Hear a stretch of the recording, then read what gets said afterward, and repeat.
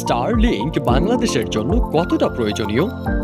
দেশের প্রত্যন্ত অঞ্চলে দ্রুতগতির ইন্টারনেট এখনও সহজলভ্য নয়।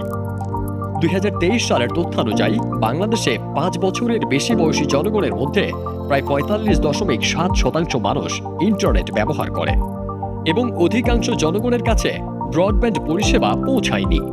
সাম্প্রতিক তথ্যানুযায়ী 2024 সালের আগস্ট মাসে বাংলাদেশে মোবাইল ইন্টারনেটের গড় ডাউনলোড গতি ছিল 27.76 মেগাবাইট পার সেকেন্ড, আর ব্রডব্যান্ড ইন্টারনেটের ক্ষেত্রে একই সময়ে গড় ডাউনলোড গতি ছিল 48.14 মেগাবাইট পার সেকেন্ড, যা আন্তর্জাতিক মানের তুলনায় খুবই কম। Ookla speed test global index অনুযায়ী মোবাইল ইন্টারনেট গতির ক্ষেত্রে বাংলাদেশ 89তম এবং ব্রডব্যান্ড ইন্টারনেট গতির ক্ষেত্রে 98তম স্থানে রয়েছে।